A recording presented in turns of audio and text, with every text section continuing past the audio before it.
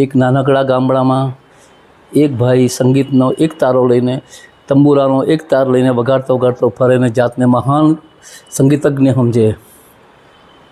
બધા એને મસ્કરી કરીને પૂછે, ભાઈ તમે તો તંબુરાવાળો એક જ તાર વગાડો છો, બીજા બધા તો નવ તાર ને ઘણા બધા તાર હોય છે, વીણામાં, વાયોલિનમાં વગેરે વગેરે, તમે એક જ તારમાં કેમ આટલું બધા શીખીને એવું તમારી જાતને આટલા મોટા માનો છો?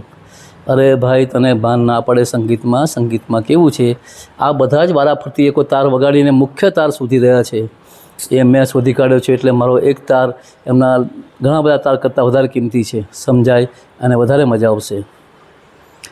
એક સંગીતના શિક્ષક હતા.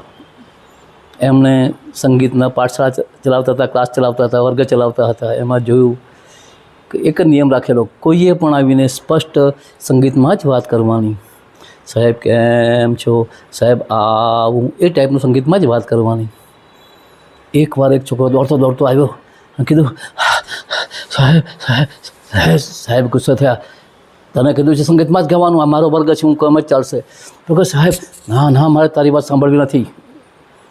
પેલાએ કીધું શ્વાસ બેઠા બેઠા પછી, સાહેબ આપના ઘરમાં તમારા ઘરમાં આગ લાગી છે, આગ લાગી છે. શિક્ષકને સમજાયું, બધું મૂકીને દોડ્યા ને પેલાને કહેતા ગયા, ગધેડા તારથી કહેવાય નહીં, પણ સાહેબ તમે કહેવા દો તો કરું, તમારા નિયમ તમને જ ભારે પડ્યા. આશા રાખું અભી મજા આવશે.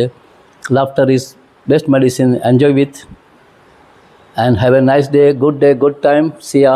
Enjoy monsoon and rain and all the things. Bye.